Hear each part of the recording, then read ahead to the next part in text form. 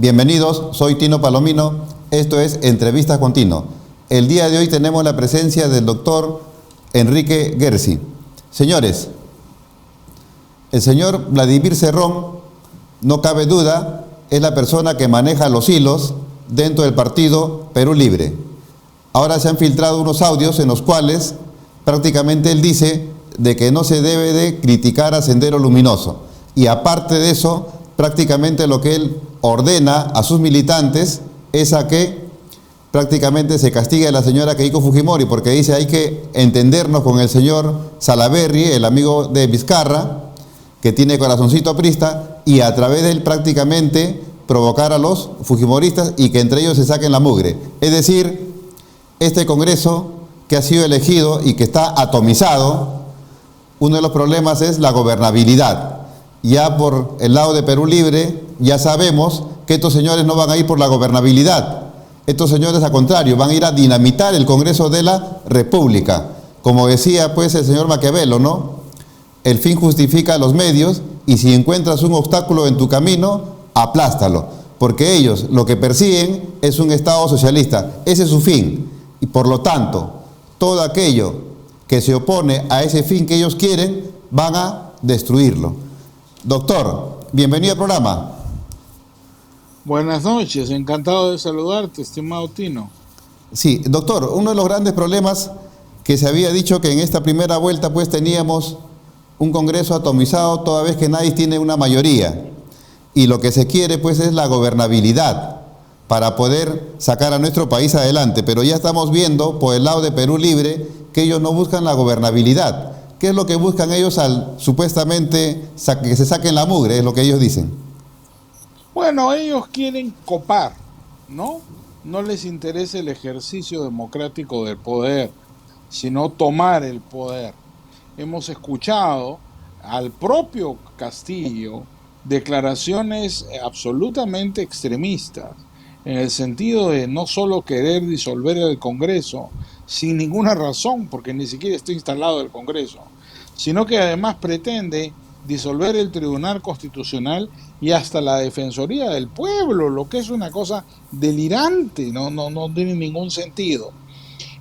No cabe duda de que esta gente tiene una ideología antidemocrática. La relación entre Cerrón y Castillo ha sido, Tino, claramente establecida por la prensa, como tú muy bien lo has explicado, y yo creo que nadie ha perjudicado más la campaña de Castillo que el señor Cerrón. Tal vez en primera vuelta, como le prestó su vientre de alquiler el partido Perú Libre, pudo haberlo ayudado, pero ahora en la segunda vuelta Cerrón no ayuda a Castillo. Pero la verdad es que tampoco Castillo se ayuda a sí mismo. Cambia de opinión permanentemente, tiene estas declaraciones rimbombantes en contra del Estado de Derecho, totalitarias, trata mal a los colegas periodistas y rehúye el debate. Es decir, viene Cerrón cometiendo una serie de errores graves de manejo de su propia campaña que en mi concepto le pueden costar las elecciones. El señor Castillo, cuando le decían, presenta tu equipo, decía, no lo voy a hacer porque lo van a terruquear. Después dijo, estoy constituyendo mi equipo, para finalmente decir de que no va a presentar ningún equipo porque eso es prácticamente cosa del pasado y es parte de la repartija.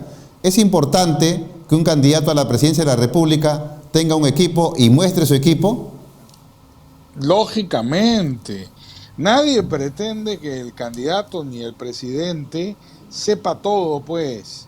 El presidente no es un mago, el presidente es un político, es un líder que debe tener un economista encargado para el Ministerio de Economía, otro equipo para el Banco Central, un equipo para el interior, inteligencia, defensa, agricultura, promoción social, las áreas que tiene el Estado, salud en medio de una pandemia. No puede el señor Castillo, además tiene este cliché, ¿no? Mi equipo es el pueblo. Creo que el otro día le tomaron de la cuenta a los colegas de Expreso, 47 veces dijo pueblo durante un meeting, ¿no? Eso se llama muletilla. en lingüística, ¿no? El señor en realidad no tiene pues argumentos y no tiene equipo alguno, si no, no le costaría nada presentarlo.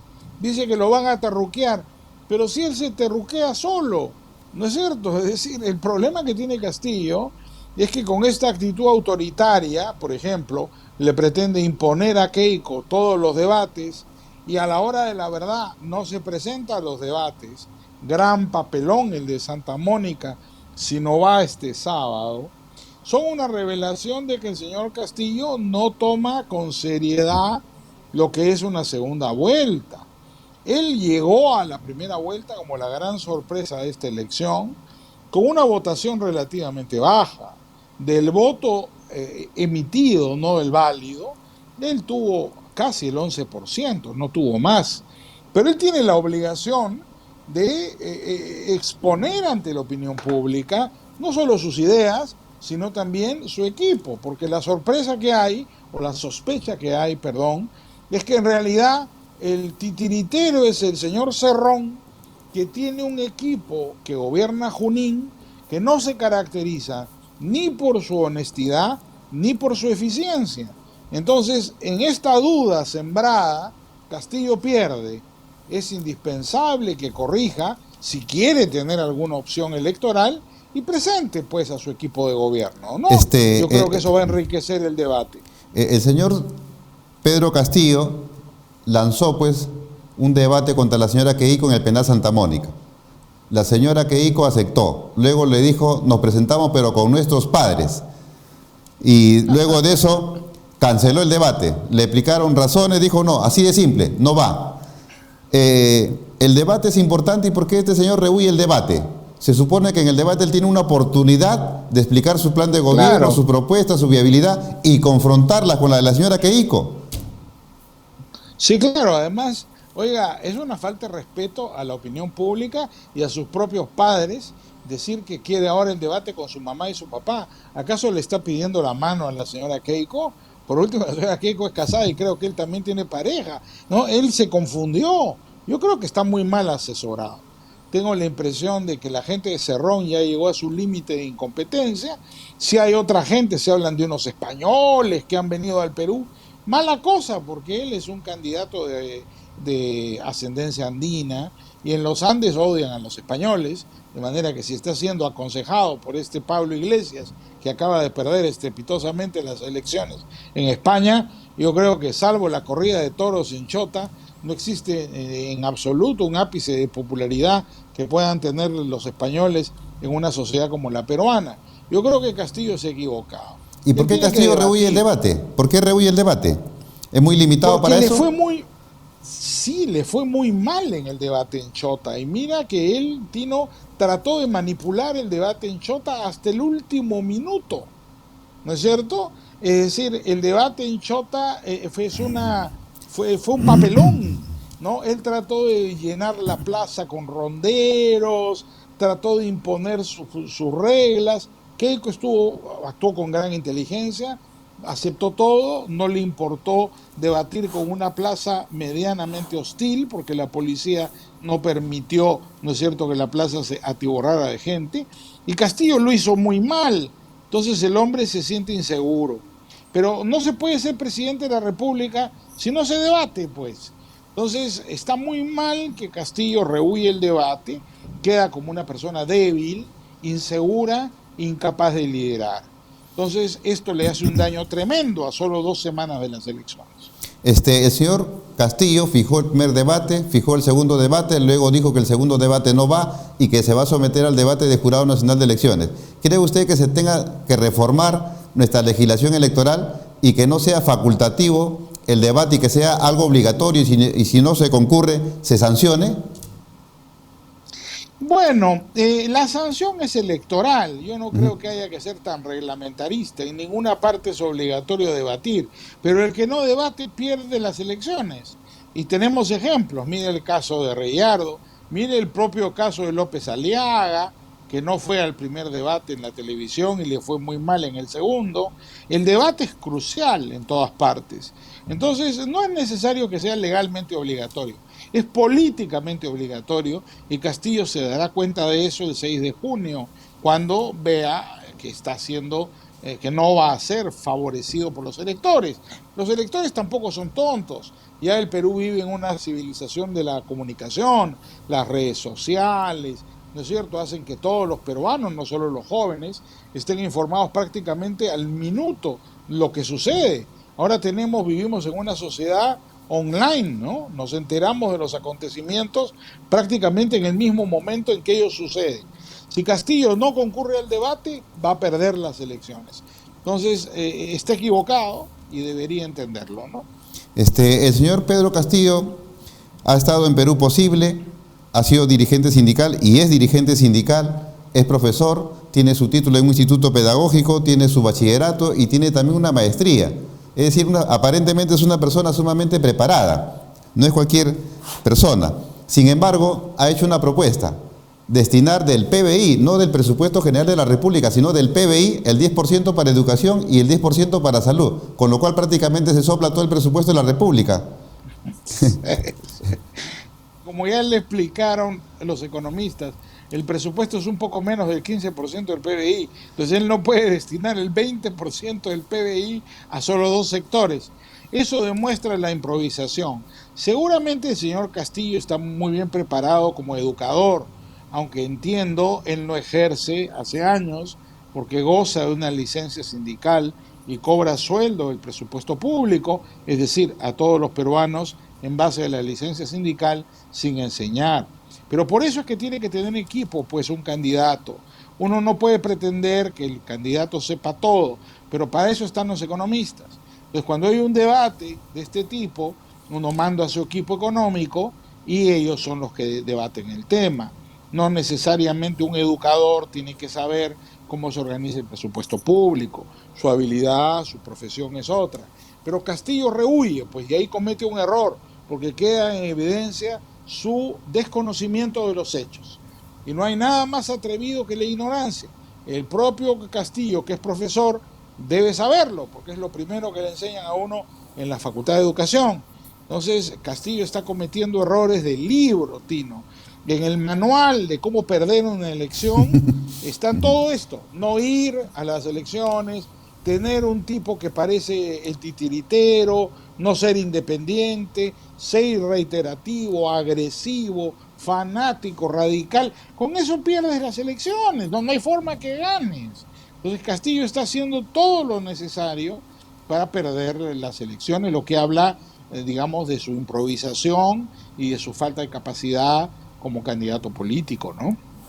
Él le dice a Keiko que tiene rabo de paja por la cuestión de la corrupción de su papá, pero sin embargo él tiene también su mochila atrás, la del señor Cerrón, sino que él lo justifica y dice: él no ha sido condenado por corrupción, sino que la corrupción, ¿no?, es la que lo ha condenado a él. Al respecto, ¿qué opina el señor Cerrón? Un juego de palabras bastante pueril, porque además el señor Castillo tiene a Goyo Santos, a Dubiri y a media docena más de gobernadores de izquierda radical también condenados por corrupción. Entonces está claro que la izquierda, que ha tenido y tiene responsabilidades administrativas muy importantes en el Perú, sobre todo en los gobiernos regionales, no exhibe una ejecutoria de honestidad que sea fiable. Keiko Fujimori ha recordado que su padre ha sido condenado, ojo, no ha sido condenado por corrupción, ha sido condenado por violación de derechos humanos, no es menos grave, pero es una condena que todos conocemos. Keiko ha hecho mea culpa, ha pedido disculpas, ha dado explicaciones. El señor Castillo no da ninguna, solo contesta con frases altisonantes y con arrogancia. Lo importante es el compromiso a futuro de Castillo, y Castillo no está dando un compromiso a futuro, y más bien repite agresivamente ante cualquier pregunta o crítica que se le hace una especie de sonsonete, ¿no es cierto?, que alguien le debe haber escrito. No, esa es una frase hecha, es decir, no ha sido condenado por corrupción, sino por la corrupción. Ha sido condenado por el Poder Judicial, es cosa juzgada. Es decir, Castillo debería más bien hacer mea culpa, ¿no es cierto?, y decir: yo no soy Cerrón. Pero claro, no se atreve a decir eso porque es Cerrón, el partido es de Cerrón, la bancada es de Cerrón, Castillo no tiene existencia política más allá de la voluntad de Cerrón, por eso no lo critica, ¿no? Y critica de todos los males prácticamente a la derecha que dice que es la que ha gobernado nuestro Perú. Pero sin embargo, por ejemplo, el señor Gregorio, que usted lo acaba de mencionar, la región Cajamarca ha estado gobernada por él durante 8 años. En los últimos 10 años, esta región recibió por canon más o menos como 3.600 millones de soles. El año 2000 ha recibido aproximadamente un poco más de 200 millones de soles. Sin embargo, a pesar que Cajamarca produce el 25% del oro de nuestro país, el 50% de su población es pobre. Ahí tenemos, por ejemplo, Miquichillay, tenemos Yanacocha, tenemos el Galeno, tenemos La Granja y tienen paralizado Conga. ¿Y qué es lo que pasó ahí? Ahí gobernó la izquierda. ¿Qué pasó ahí? ¿Por qué él no culpa a Gregorio? Simplemente por timidez y porque no se atreve. Tampoco culpa a Duviri, que en Puno ha hecho lo mismo. Tampoco culpa a Curio, que en Cusco fue un desastre. Recordemos todos los problemas que Jorge Acurio dejó en Cusco, o al señor Vila, que estaba en Tumbes, que eran todos representantes de la izquierda, o a Álvarez, que hoy día Álvarez nadie quiere acordarse de Álvarez en Ancash, pero Álvarez pues no solamente está siendo enjuiciado y tiene una serie de imputaciones, sino Álvarez como administrador en Ancash fue francamente un desastre. La ejecutoria de la izquierda en los gobiernos regionales es pésima. Además, la izquierda también ha gobernado en el Perú a nivel nacional. El gobierno de Ollanta Humala, por más que Ollanta Humala hizo su hoja de ruta, se proclamó siempre como un gobierno nacionalista de izquierda, y no diremos que fue el mejor gobierno que ha tenido el Perú en los últimos años. Entonces tampoco se laven las manos, pues. La izquierda ha demostrado poca capacidad administrativa. Cerrón haría mucho mejor deslindando de esta gente, que igual va a votar por él, porque son fanáticos que votan por consigna, pero él podría mantener su respetabilidad y su seriedad ante la opinión pública, haciendo un deslinde de estos individuos. Él quiere hacer aparecer como que este modelo económico es el que genera corrupción y es por eso que no se satisfacen las necesidades del pueblo, ¿no? De agua, desagüe, luz, pista, buenas postas, buenos colegios. Pero pienso yo que es más bien la clase que ha gobernado el país, los funcionarios, los corruptos. Sin duda, además es una frase hueca y totalmente equivocada para variar la de Castillo. Mira, Transparencia publica todos los años, y Transparencia no es precisamente, digamos, una organización de derecha. Transparencia publica todos los años un índice internacional de corrupción. Y los países menos corruptos del mundo son los países que tienen una economía de mercado. No, el país menos corrupto del mundo desde hace años es Noruega, Suecia, ¿no es cierto? Los países nórdicos, seguidos Inglaterra, Estados Unidos, son los países menos corruptos del mundo. En el caso de Noruega, además, debe ser un ejemplo importante para el Perú, porque ellos son importantes exportadores en el caso de Noruega, es de petróleo. Ya han encontrado una solución para el problema del canon que puede servir mucho de inspiración a la solución peruana. Y los países más corruptos son los que tienen economías socialistas. Venezuela, Corea del Norte, ¿no? Es decir, es exactamente al revés de lo que dice el señor Castillo. La evidencia económica y social a nivel internacional demuestra que ahí donde hay economías socialistas, planificadas, estatistas, los niveles de corrupción son mucho más altos que ahí donde hay economías libres, de mercado con competencia y de Estado de Derecho. Entonces él habla demagogia, es irresponsable y no tiene ninguna información que sustente las cosas que dice, ¿no? Pero es evidente también que la economía social de mercado que tenemos requiere de ciertos ajustes. Por ejemplo, la banca en esta pandemia se ha portado de manera inmisericordia con los deudores. Los laboratorios, las farmacias en plena pandemia también elevaron el precio de sus productos de manera increíble. Lo que le falta a nuestra economía es competencia, Tito. La banca está estrangulada por regulaciones muy mercantilistas del Banco Central y de la Superintendencia de Banca y Seguros, que impiden, por ejemplo, que la banca extranjera tenga un acceso más activo y compita directamente con la banca nacional. No hay un proteccionismo comercial en el Perú, pero sí hay un proteccionismo financiero. Entonces, lo que se requiere a nivel financiero, lo que se requiere a nivel de las compañías de seguros es más competencia, no menos competencia. En el caso de las farmacéuticas y de las boticas, pasa una cosa muy singular. El 80% de las farmacias son de propiedad del Estado. Lo que pasa es que cuando entran al debate político, esa parte de la estadística no la dicen. ¿Por qué? Porque el 80% de las farmacias son del MINSA, son del Seguro Social, son de los gobiernos regionales y hasta de muchos municipios. El 80% de las farmacias. Después hay un conjunto de farmacias que son de propiedad privada, pero la mayoría no son de grandes cadenas. La mayoría de las farmacias de propiedad privada, en el 20% restante, son de propietarios individuales. La clásica farmacia tradicional. ¿Cuál es el problema con las farmacias? Esto lo he estudiado bien, Tino. El problema de las farmacias es la Digemit, que es la que regula e impide, ¿no es cierto?, el acceso a los medicamentos básicos y a los genéricos.